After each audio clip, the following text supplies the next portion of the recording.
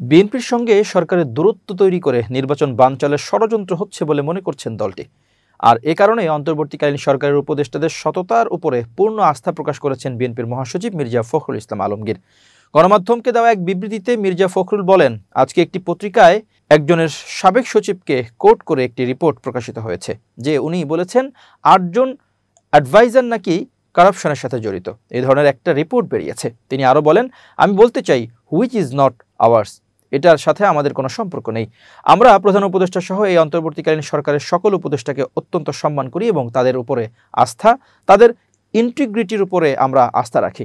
প্রথম আলো সহ কয়েকটি পত্রিকায় বিএনপি চেয়ারপারসন খালেদা জিয়ার একান্ত সচিব এবিএম আব্দুস সাত্তারের বরাত দিয়ে ৮ উপদেষ্টা নিয়ে বক্তব্য এসেছে। এ বিষয়টির দৃষ্টি আকর্ষণ করা হলে বিএনপির মহাসচিব বলেন, আমি শুনেছি একজন সাবেক সচিব, যদি উনি এই ধরনের কথা বলে থাকেন সেটা ওনার ব্যক্তিগত ব্যাপার, এটার সাথে বিএনপির কোনো সম্পর্ক নেই। আমি স্পষ্ট ভাষায় বলতে চাই, ওই বক্তব্যের দায় সম্পূর্ণভাবে ওনার নিজের, দলের সঙ্গে এর কোনো সম্পর্ক নেই।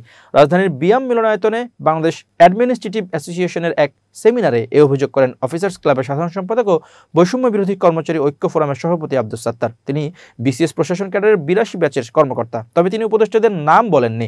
আব্দুস সাত্তার বলেন, জুলাই আন্দোলনের রক্তের উপর দিয়ে চেয়ারে বসা অন্তত ৮ উপদেষ্টার দুর্নীতির প্রমাণ গোয়েন্দা সংস্থার কাছে রয়েছে, কিন্তু ব্যবস্থা নেওয়া হচ্ছে না। তিনি উদাহরণ দিয়ে বলেন, একজন উপদেষ্টার এপিএস এর অ্যাকাউন্টে ২০০ কোটি টাকা পাওয়া গেছে, তবু ব্যবস্থা হয়নি। তিনি প্রশ্ন তোলেন, নূরজাহান বেগমের মতো ব্যক্তি কি স্বাস্থ্য মন্ত্রণালয় চালানো উচিত, কিংবা অভিজ্ঞতা ছাড়া স্থানীয় সরকার ও যুবক্রিয়া এই দুটি গুরুত্বপূর্ণ মন্ত্রণালয় পরিচালনার দায়িত্ব দেওয়া যৌক্তিক কিনা?